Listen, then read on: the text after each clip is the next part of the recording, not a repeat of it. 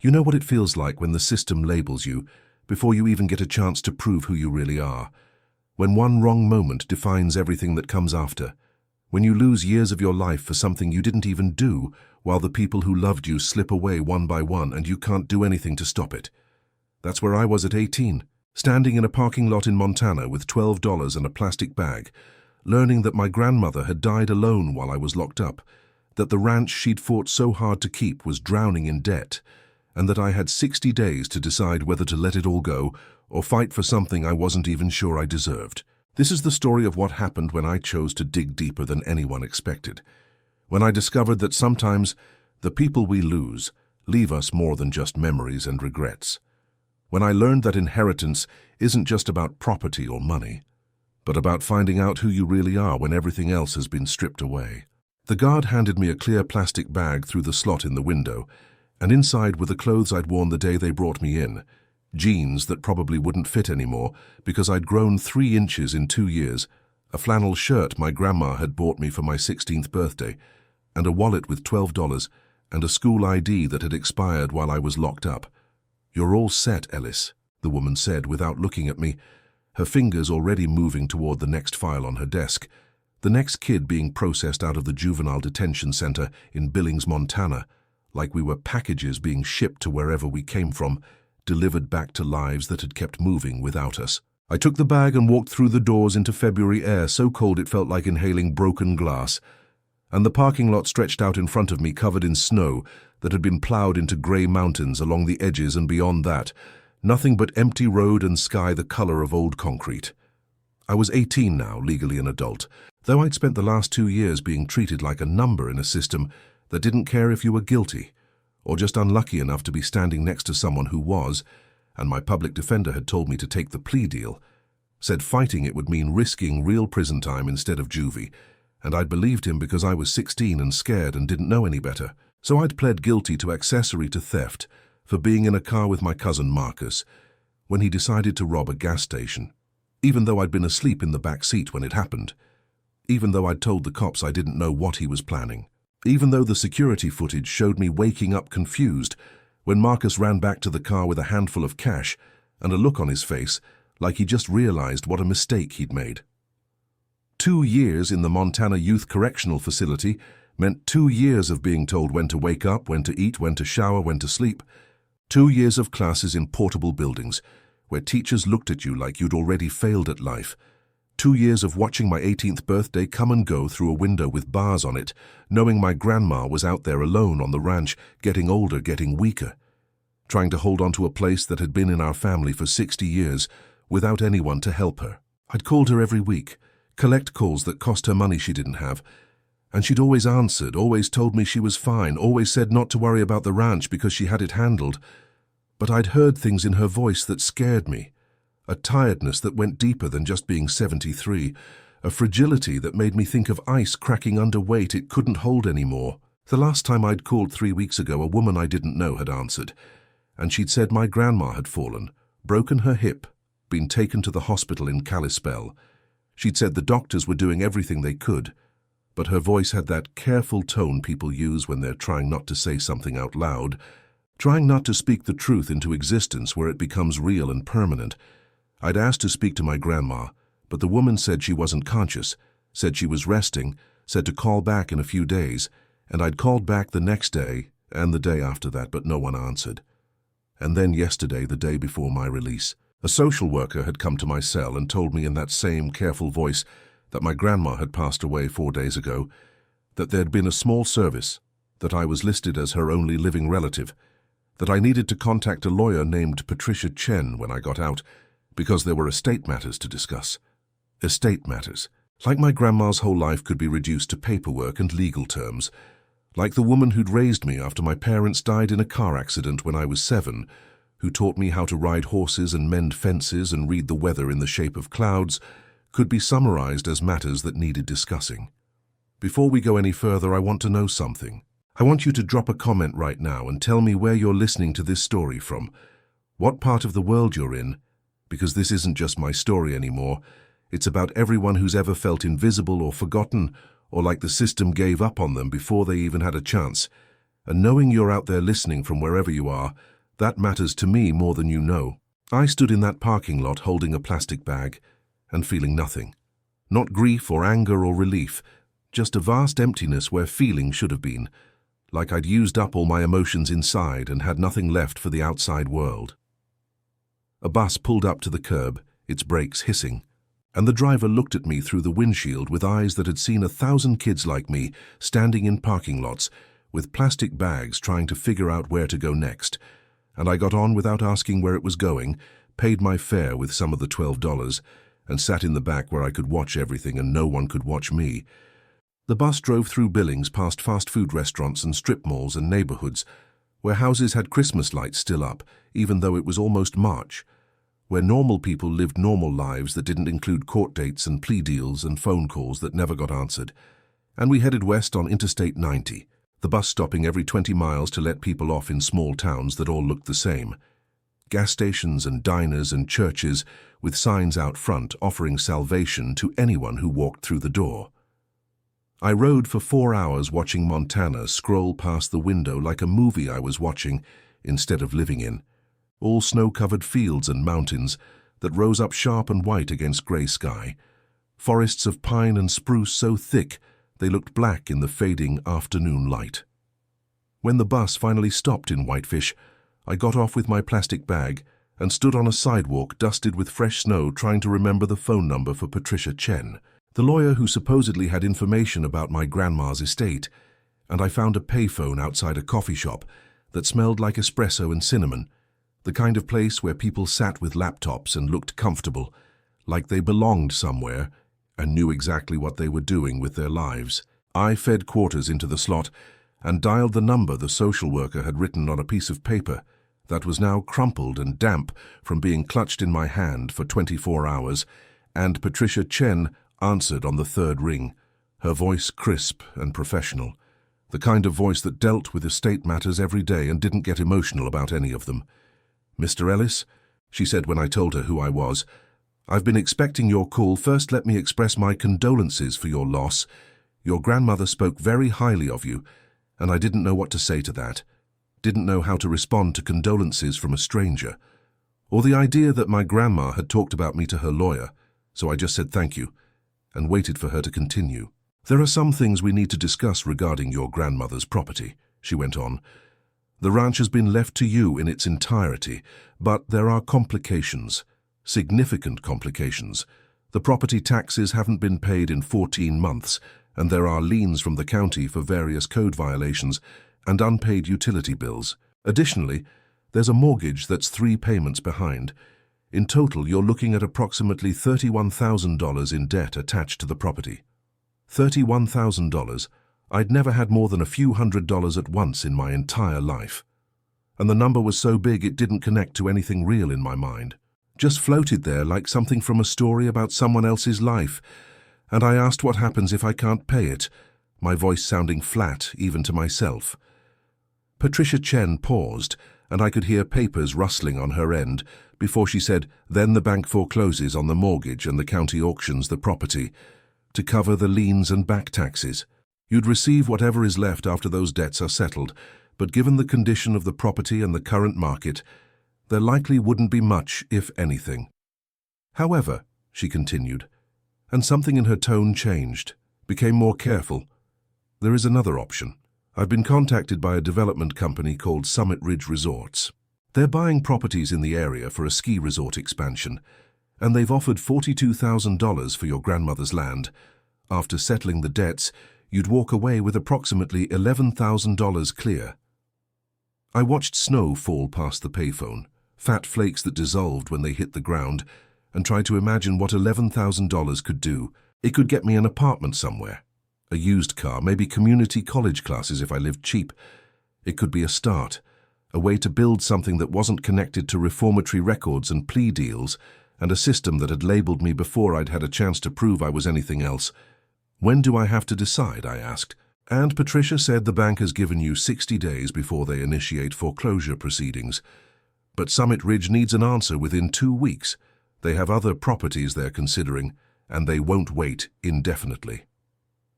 There was something else, something she wasn't saying, and I could hear it in the spaces between her words, and I asked, "What aren't you telling me?" And another pause came, longer this time.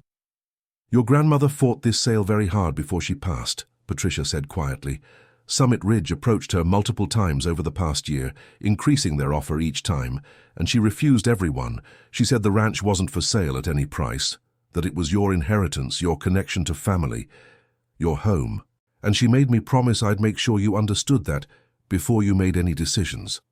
My throat tightened, and I pressed my forehead against the cold metal of the payphone, trying to breathe through the pressure building in my chest. And I said I need to see it before I decide anything. I need to see the ranch. "I can arrange that," Patricia said. "Where are you now, Whitefish?" "I'm about 45 minutes from the property. I can meet you there tomorrow morning if that works. There's a key with the property management company, and I'll need to give you some documents to sign regardless of what you decide." And I said that works, because I had nothing else, no plan beyond getting to the ranch and seeing what my grandma had left me, what she'd fought to protect, what she'd believed was worth more than $42,000 and a clean slate. I spent that night in a motel called the Glacier Inn, paying for the room with the last of my $12 and some change I'd found in the lining of my jacket pocket, and the room was small and cold, the heater rattling like it was trying to shake itself apart. But it had a bed and a shower, and a door I could lock from the inside, and after 2 years of sleeping in a cell with a roommate who snored and talked in his sleep about things that made me think he needed therapy more than punishment, it felt like luxury.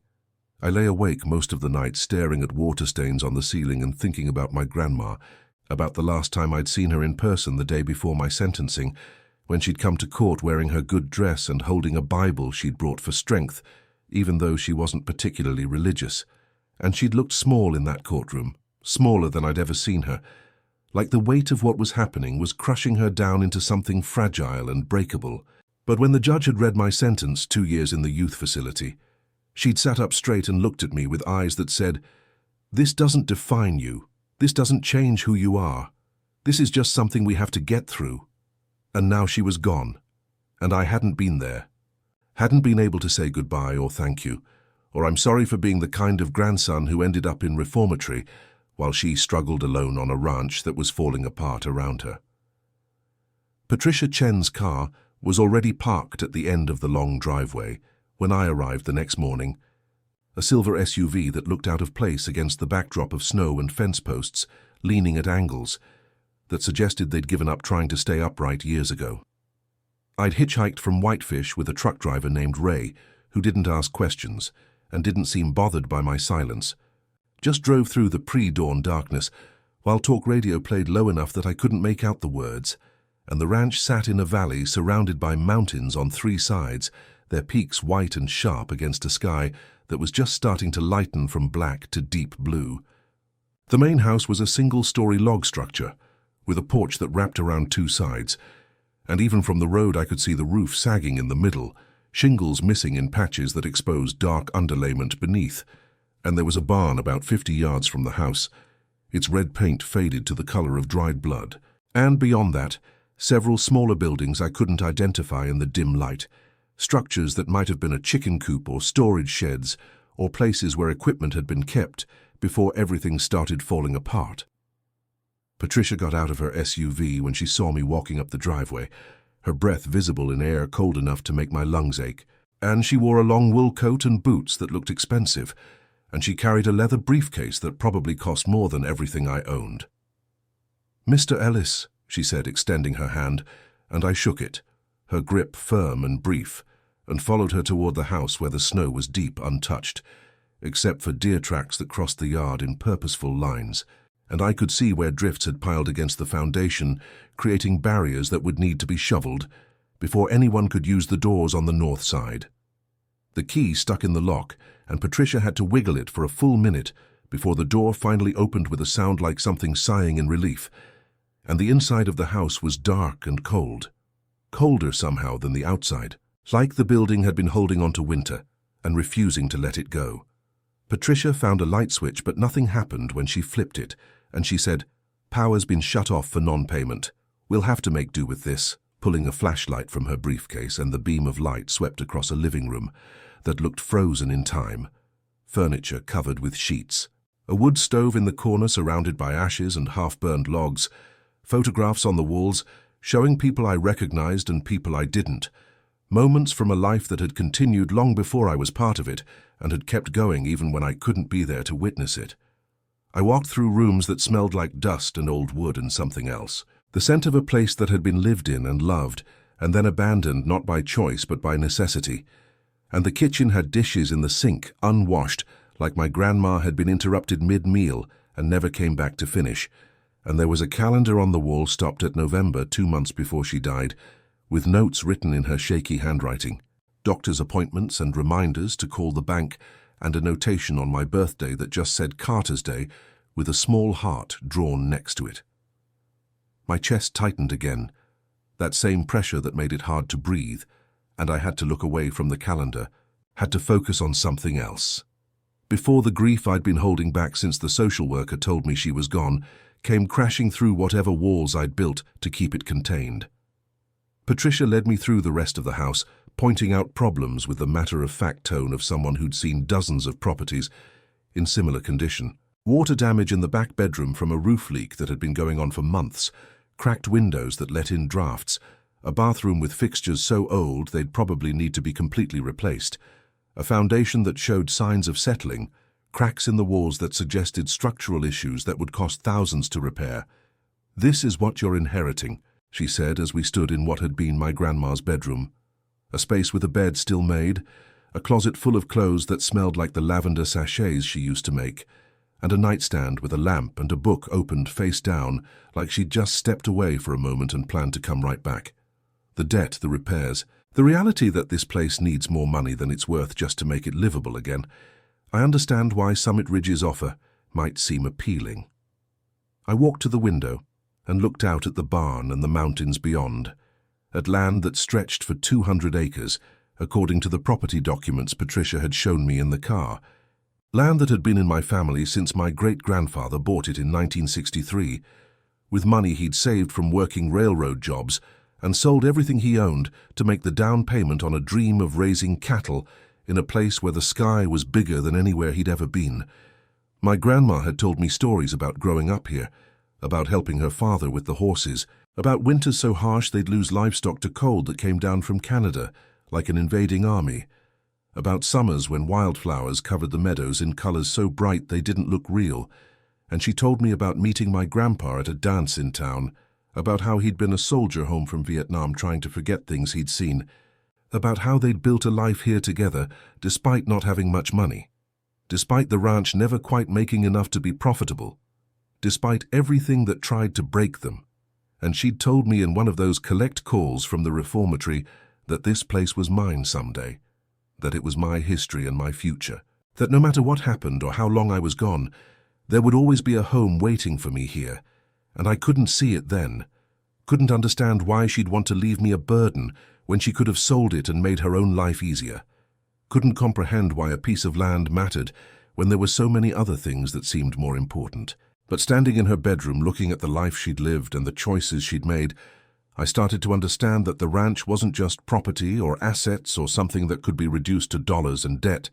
It was proof that we'd existed, that we'd mattered, that there'd been a place in the world that belonged to us even when everything else was taken away. Patricia was waiting in the living room when I came back downstairs, her flashlight creating shadows that moved across the walls like something alive, and she'd set her briefcase on the coffee table and pulled out a folder thick with documents, pages that represented decisions I wasn't ready to make but couldn't avoid anymore. "Before you decide anything," she said, "there's something else you need to know. Your grandmother left you a letter. She gave it to me 6 months ago with specific instructions that you were only to receive it if you came to see the property in person," she said. "If you chose to sell without seeing it first, I should let you make that choice without interference, but if you came here, if you stood in this house and walked these rooms, then you deserve to know the whole truth." She handed me an envelope yellowed and sealed with wax that had my grandma's initials pressed into it, and my hands shook as I broke the seal and pulled out pages covered in handwriting that had gotten shakier over the years but was still unmistakably hers, still carried the same determined slant that showed she'd written every word with purpose. "Dear Carter," it began, and I had to sit down on the sheet-covered couch because my legs suddenly didn't want to hold me anymore. If you're reading this, it means I'm gone, and you've come home. I'm so proud of you for that, for being brave enough to face this place and everything it represents. I know it looks like a mess. I know the debt seems impossible. I know you're probably standing there thinking I was a foolish old woman who should have sold when she had the chance, who should have let go instead of holding on to something that was already lost. But there's something you need to understand, something I never told you because I was afraid of what it might mean, afraid of putting more weight on your shoulders when you were already carrying so much. The letter went on to explain things I'd never known, things my grandma had kept secret because she thought she was protecting me, and she wrote about how my parents hadn't died in a simple car accident, like I'd always been told. They'd been driving home from a meeting with a lawyer, a meeting about selling their half of the ranch to a development company that had been pressuring them for months, offering money they desperately needed because my father's construction business had failed and they were drowning in debt. My grandma had been against the sale, had argued with my father about it, had said the ranch was bigger than any one generation's problems and that selling it would be betraying everyone who'd worked to keep it in the family. And the accident happened on a night when roads were icy and visibility was poor. My father driving too fast because he was angry, because he and my grandma had fought about the sale that morning, and he'd stormed out saying things he didn't mean, things about how the ranch had been a burden his whole life, and he was tired of sacrificing everything for land that gave nothing back. The development company had backed off after my parents died, had sent condolences and disappeared for a few years, but they'd come back when I was 12 with new offers and new pressure, and my grandma had refused every time, had taken on debt to keep the ranch running, had worked herself past the point where her body could handle it, all because she believed this place was worth fighting for, worth suffering for, worth everything she had to give. I'm telling you this now, the letter continued, not to make you feel guilty or obligated, but because you deserve to know what you're really choosing between. Summit Ridge Resorts is the same company that pressured your parents, the same people who've been trying to get this land for 27 years. They're not interested in preserving anything or honoring what this place means. They want to clear it, develop it, turn it into something that makes them money while erasing every trace of the family that built a life here. If you sell to them, I won't blame you from wherever I am. You've earned the right to make your own choices, to live your own life without being chained to the past or to responsibilities you never asked for. $11,000 is nothing to be ashamed of taking. And anyone who judges you for it doesn't understand what you've been through or what you deserve. But if there's any part of you that wants to fight, any small piece that thinks this place might be worth saving, then I need you to know something. There's money hidden on this property, money I saved over the years by selling off small parcels of timber rights and grazing leases, money I kept in cash because I didn't trust banks after watching them foreclose on 3 of our neighbors during the recession. It's not enough to solve all your problems, but it's enough to buy you time, enough to pay off the most urgent debts and give you a chance to figure out what comes next. The money is buried in 3 locations, marked on a map I've drawn on the back of this letter. I know it sounds dramatic, like something from a movie, but I was afraid of what might happen if the wrong people found out I had cash hidden, afraid they'd come looking for it, afraid I'd be robbed or worse, afraid that desperation makes people do things they normally wouldn't. I've left you approximately $47,000, Carter, enough to clear the debts with some left over for basic repairs, enough to give you a real choice instead of just the illusion of one. What you do with it is up to you. Use it to save the ranch or use it to build a life somewhere else. Either way, know that I love you, that I never stopped believing in you, that every decision I made was about giving you options, even when it cost me everything. My hands were shaking so hard I almost dropped the letter, and I turned it over and found a hand-drawn map showing the property with 3 X marks, each one labeled with a depth and a brief description of what I'd find there. One near the old well house at 4 feet, one behind the barn under the 3rd fence post, from the corner at 5 feet, one in the root cellar beneath a loose stone at 3 feet. Patricia was watching me with an expression I couldn't quite read, something between sympathy and curiosity, and I asked, "Did you know about this?" My voice rough, and she shook her head saying, "Your grandmother never mentioned money to me. She only said the letter contained information that might change your decision, and that you deserve to have all the facts before choosing." I looked at the map again, at my grandma's shaky handwriting marking places where she'd buried hope and possibility, and a future she wouldn't live to see. And $47,000 meant I didn't have to sell. Meant I could pay off the debts and still have enough left over to start repairs, to make the place livable, to maybe even figure out how to turn it into something that could sustain itself. But it also meant choosing to stay in a place that had taken everything from the people I loved, that had cost my parents their lives and my grandma her health and her happiness. It meant taking on responsibility for land that had been more burden than blessing for 3 generations. It meant believing I could succeed where everyone before me had struggled and failed. I spent the rest of that day digging in snow that came up to my knees using a shovel I found in the barn that had a cracked handle and a blade worn thin from decades of use. And Patricia had offered to stay and help. But I'd told her I needed to do this alone, needed time to think without someone watching and waiting for decisions I wasn't ready to make. And she'd left me her phone number and driven back toward Whitefish, her SUV disappearing down the road in a cloud of exhaust that hung in the cold air long after she was gone. The first location was the easiest. The well house, a small shed that still had most of its roof, protected from the worst of the weather. And I cleared snow away from the entrance and dug where the map indicated, 4 feet down in earth that was frozen in the top layer, but softer beneath. And after an hour of work that left my shoulders burning and my hands blistered, even through the gloves I'd found in the barn, I hit something solid, a metal box, military surplus like something my grandpa might have brought back from Vietnam, sealed with duct tape that had gone brittle with age. Inside were stacks of bills, hundreds and 50s wrapped in plastic bags, and a note in my grandma's handwriting that said, "First installment. Use it wisely," and I counted it twice to make sure I wasn't imagining things.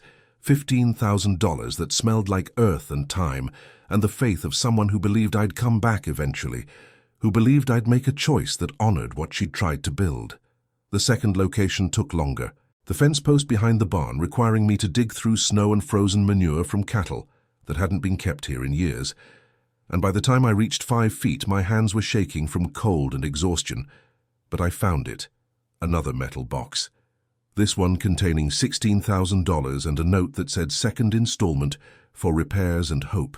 By the time the sun was setting, I made it to the root cellar, a stone structure built into the side of a small hill behind the house, its door hanging on rusted hinges that screamed when I pulled them open. And inside it was dark and smelled like potatoes that had rotted decades ago, and I had to use the flashlight Patricia had left behind to find the loose stone my grandma had marked on the map. Beneath it, wrapped in canvas and sealed with wax, was the final box containing $16,000, and a photograph I wasn't expecting. It showed me at 7 years old sitting on my grandpa's shoulders while my grandma stood next to us laughing, all of us in front of the barn when it was still straight and red and whole before my parents died, before everything fell apart, before I knew what it meant to lose people you loved and spend years trying to figure out how to keep living anyway. On the back of the photograph my grandma had written, "This is who you come from.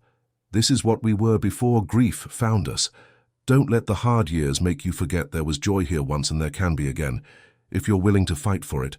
And I sat on the floor of that root cellar with $47,000 in cash and a photograph of a family that didn't exist anymore, and I finally let myself cry, let out grief I'd been holding back since the social worker told me my grandma was gone, since I'd stood in a parking lot with a plastic bag wondering where to go next, since I'd been 16 and scared and took a plea deal for something I didn't do because I thought it was the only choice I had.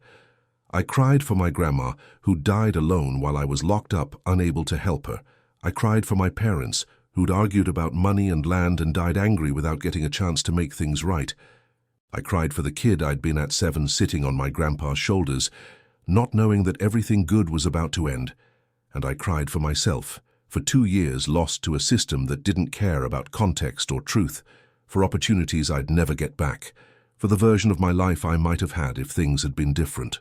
But sitting there in the dark with my grandma's words and her faith and her gift of a real choice, I realized something. The past couldn't be changed, but the future wasn't written yet. I could sell the ranch and walk away with money in my pocket and no obligations. Start fresh somewhere nobody knew about the reformatory or the plea deal, or the mistakes that had defined me for 2 years. That was a valid choice. maybe even the smart one. Or I could stay. I could use the money my grandma had hidden to pay off the debts and start repairs. I could spend the 60 days before foreclosure figuring out if this place could be saved, if I could turn it into something that honored the people who'd fought to keep it, while also building something new, something mine. I could choose to believe that broken things could be fixed, that land marked by grief could also hold healing, that a kid who'd lost 2 years to injustice could still build a life worth living.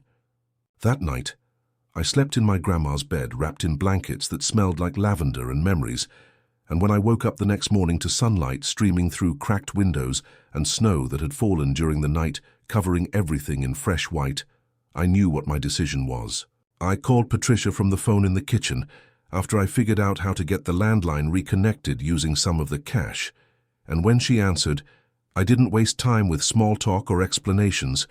"I'm keeping it," I said. "The ranch. All of it. Tell Summit Ridge their offer is rejected." And there was a pause. And then Patricia's voice came back warmer than I'd heard it before, saying, "I was hoping you'd say that. Your grandmother would be proud." I spent the next 2 months working harder than I'd ever worked in my life. I hired contractors from town to fix the roof and repair the foundation, paid them with cash that made them raise eyebrows but not ask questions. And I learned how to replace windows and patch walls and coax the wood stove back to life, so the house stayed warm, even when temperatures dropped below zero. I cleared snow and fixed fences and started planning what I'd do when spring came, how I'd plant a garden and maybe get some chickens, and figure out how to make this place sustainable instead of just survivable. And people in town started to recognize me, started to nod when I came into the hardware store or the diner, started to treat me like someone who belonged instead of someone just passing through. An old rancher named Bill, who'd known my grandpa, offered to teach me about cattle, if I ever decided to run some on the property, and a woman named Sarah, who worked at the feed store, mentioned her son was looking for work and might be interested in helping with repairs. And slowly, without meaning to, I was building connections, putting down roots in a place I'd inherited, but was starting to make my own. On what would have been my grandma's 74th birthday, I sat on the porch she'd loved and watched the sun set over mountains that had witnessed 3 generations of my family struggling and surviving and refusing to give up even when giving up would have been easier. And I understood finally what she'd been trying to tell me in that letter, what she'd known I'd need to figure out on my own. Home isn't just a place you inherit, it's something you choose, something you build, something you fight for, even when the odds say you should walk away. It's showing up every day and doing the work even when you're tired and scared and not sure you're strong enough. It's believing that your story doesn't end with your worst moments, that broken things can be repaired, that second chances are real if you're brave enough to take them. I was 18 years old, fresh out of a reformatory, sitting on a porch of a ranch I'd saved with money my grandma had buried, like seeds waiting for the right season to grow. And I didn't know if I'd succeed, if I could make this place work where others had struggled. But I knew I was going to try, and that was enough for now. Enough to build on. Enough to believe that maybe, just maybe, the system that labeled me and the years I lost and all the grief that came before didn't have to define what came next. That I could write my own ending to a story that had started with so much loss. And that the best way to honor the people who'd fought for this land was to prove they were right. That it was worth saving. That I was worth saving. That some things are bigger than money or convenience or taking the easy way out when the hard way leads to something that actually matters.